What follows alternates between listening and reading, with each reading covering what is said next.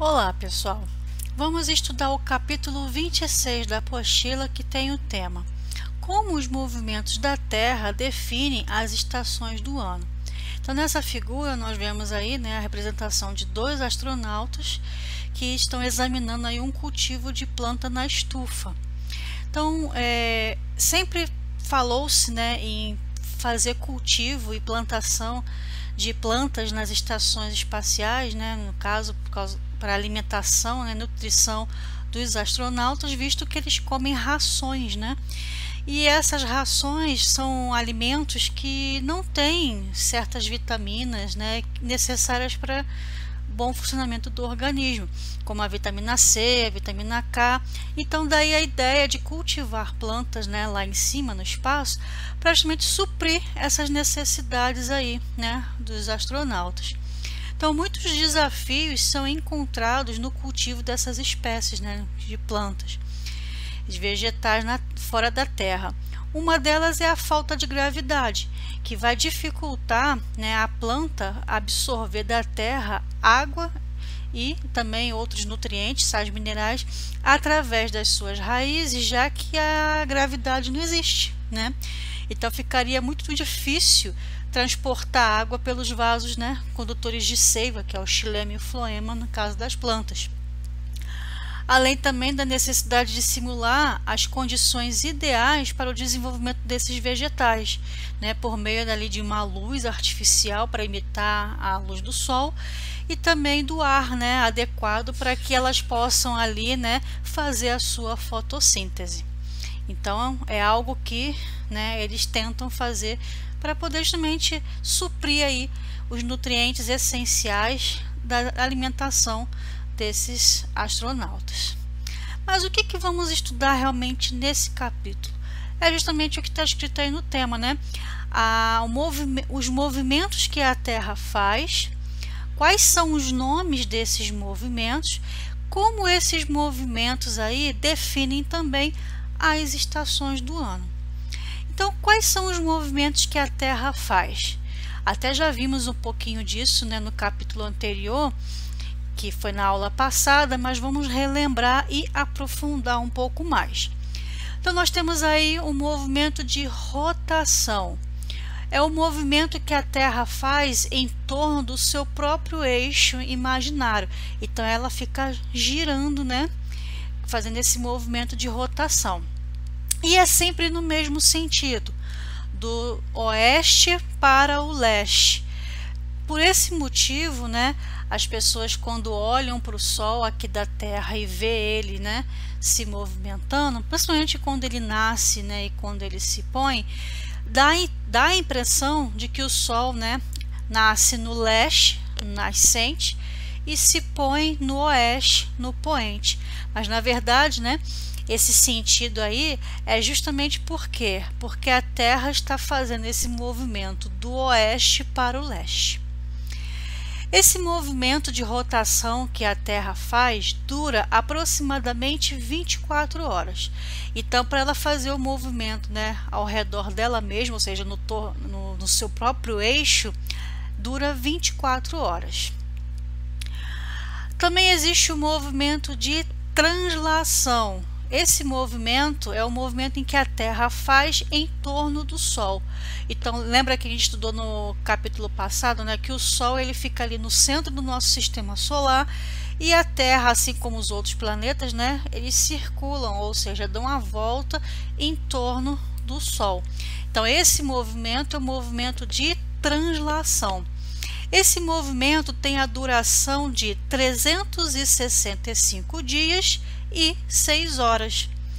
Aí vai se acumulando essas 6 horas e vão ser somadas, que no final de 4 anos totaliza um dia de 24 horas aproximadamente.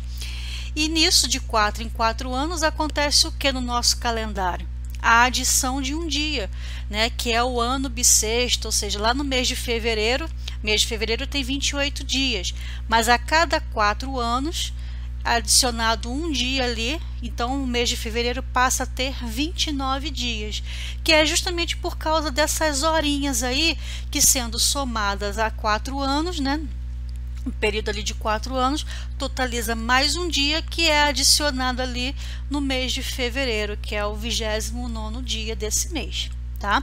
Então agora você já sabe, né, porque que a cada 4 anos, né, existe ali o ano bissexto e é acrescentado no mês de fevereiro, ok? Por quê? Porque o movimento de translação tem a duração de 365 dias e 6 horas. Aí aqui nessa figura você vê que o Sol ele vai emitindo ali a sua luminosidade e dependendo do movimento em que a Terra faz, né, ou de rotação ou de translação, vai iluminar uma parte do planeta.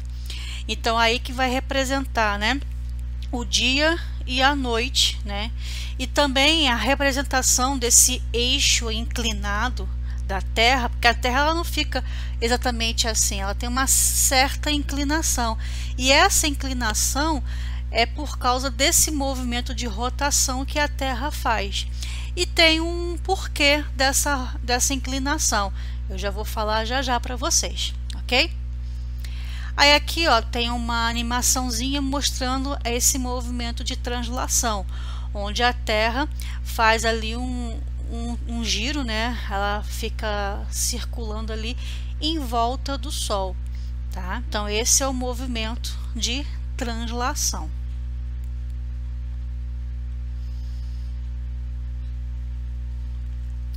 Aí tem uma atividade na apostila de vocês que fala o seguinte, número 1. Como explicar a duração de dias e noites no nosso planeta? Então nessa animação aí, ó, tá mostrando um movimento de rotação, tá? Que a Terra ali, né, tá girando no seu próprio eixo. Então como é que a gente explica a duração desses dias e noites? Como é que é isso? Então no transcorrer dos dias e das noites pode ser explicado pelo movimento justamente de rotação da Terra, que é esse que vocês estão vendo aí, né, nessa imagem. Conforme ela rotaciona, metade da sua superfície permanece iluminada, ou seja, voltada para o Sol, e a outra permanece no escuro, ou seja, o lado oposto, formando assim os dias e as noites, né? Como eu mostrei aqui, ó, o Sol está iluminando essa parte, então aqui vai ser dia, e a parte que fica no escuro vai ser noite. Depois que a Terra fizer o movimento de rotação, que dura aí, né, 24 horas, aí vai inverter. Esse lado que estava no escuro vai vir para cá, para frente do Sol e vai ser iluminado, ou seja, vai passar a ser dia, e esse também vai ser, né, vai girar aqui, então ele vai para a parte escura, onde vai ser noite. Então no processo de 24 horas é que vai fazendo isso daí, tá bom? Então é assim que se explica, né, o dia e a noite, justamente porque a Terra faz a rotação e o lado que ficar iluminado vai ser o dia e o oposto que ficar no escuro vai ser a noite. A translação e as estações do ano. Então o eixo de rotação da Terra possui uma leve inclinação, cerca ali, né, de 23,5 graus em relação à linha imaginária que cruza ali o planeta. Essa inclinação em relação à sua órbita ao redor do Sol influencia nas estações do ano. Então, devido a esse eixo inclinado e a forma da Terra, nós sabemos que ela é esférica, né, ou seja, geóide. Então esse movimento de translação da Terra à luz do Sol vai incidir de maneira diferente em relação aos hemisférios. Então, dependendo do movimento da Terra, a luz do Sol vai incidir de forma diferente, tanto no hemisfério sul como no hemisfério norte durante o ano, fazendo assim as 4 estações que nós conhecemos, né? Que no caso é a primavera, verão, outono e inverno, tá? Dependendo da região ou do hemisfério que estiver sendo falado, essas estações não são definidinhas, né? Conforme está mostrando aí na figura, tá? Então, dependendo do local, vai ter as estações bem definidas ou não, porque tudo vai de acordo com a incidência, né, dos raios solares, né, no planeta. Então, isso daí pode afetar de certa forma a produção, né, a formação dessas 4 estações, ok? O globo terrestre possui outras linhas imaginárias além do seu eixo, como a latitude e a longitude, cujos valores são medidos em graus. Então, as latitudes e longitudes são linhas que auxiliam na localização espacial de um ponto da superfície da Terra. Então, você vê aqui, ó, as coordenadas de latitude é o plano da Terra visto de frente, tá? E você consegue ver os graus aqui, ó. Cada pedacinho aqui está se referindo a 1 grau. E as coordenadas de longitude é visto, né, de cima no plano da Terra. Também está aqui, ó, mostrado na figura. Então vamos supor que eu quero achar uma cidade ou um local no planeta. Então aí, usando, né, essa formação de latitude e longitude, vai me determinar o ponto exato aonde fica tal cidade ou tal local que eu quero encontrar. Então eu coloquei aqui como exemplo as coordenadas da cidade do Rio de Janeiro. Tá? Então, qual é a latitude e a longitude para eu achar exatamente aí no globo a cidade do Rio de Janeiro? Então, ela fica a 22 graus, 54 minutos e 13 segundos ao sul e com a longitude de 43 graus, 12 minutos e 35 segundos a oeste. Tá? Então, é assim que nós lemos, né, ou tiramos a informação para justamente achar uma coordenada de um ponto específico no planeta, tá? Usando latitude e longitude. E você percebe que ela é feita em graus, né? Mas tem ali as variaçõezinhas de minutos e segundos de acordo com cada linha que é traçada aqui no nosso planeta. Então tem aqui, ó, várias linhas nessa figura aqui, dá para ver, tá? São várias linhas, tanto na parte plana, no caso vista de frente, como vista de cima, tá? Então aqui, essa primeira linha aqui, ó, é a linha do Círculo Polar Ártico. Aí aqui essa segunda linha é do Trópico de Câncer. Essa vermelhinha aqui, que marca bem o centro do planeta, né, é a linha do Equador. Aqui nós temos embaixo a linha do Trópico de Capricórnio e essa bem aqui embaixo, ó, é a linha do Círculo Polar Antártico. E dependendo da incidência de Sol que, né, pega nessas partes, você consegue saber se é mais quente ou mais frio ou um clima ameno. Por exemplo, os polos do planeta, tanto o Círculo Polar Ártico como o Círculo Polar Antártico, pega menos incidência de Sol. Então, nesses lugares, qual é o clima? Bem frio, né? Então, você já sabe que é bem frio mesmo. E a quantidade de calor, por ser pouca ali, então o verão nesses locais é bem curtinho, né? Chega a ser menos do que nos outros lugares normalmente, que dura 3 meses. Nesses lugares dura poucos dias, tá? Por causa justamente da incidência do calor que vem do Sol. Já nesses aqui, ó, Trópico de Câncer e Trópico de Capricórnio, são também temperaturas mais amenas. E no caso, a linha do Equador, que é a que recebe maior incidência de Sol, então é o lugar mais quente do planeta. Então aqui bem no meio, então os países que ficam nessa região aqui bem do meio, né, da linha do Equador, são aqueles mais quentes. E conforme vai afastando da linha do Equador, vai se tornando um clima mais ameno até, né, um clima congelante aí de frio, ok? Então são algumas observações que nós conseguimos extrair aí, né, dessa figura que vem na apostila. E é claro que isso você vai estudar com mais aprofundamento, com mais detalhes na matéria de geografia. Então lá o professor de geografia, ele vai trabalhar isso de forma mais, né, detalhada com vocês. Aí eu gostaria só de ler aqui da apostila um quadrinho que fala assim, ó: como funciona as coordenadas geográficas, que foi essa que a gente falou, né? Então, as coordenadas geográficas foram criadas para se localizar um ponto na superfície da Terra. a partir da interseção de um meridiano e de um paralelo. Os meridianos são as linhas imaginárias que cortam o planeta no sentido norte-sul vertical, ou seja, indicam a longitude. Os paralelos cortam a Terra no sentido leste-oeste, ou horizontal, e indicam a latitude.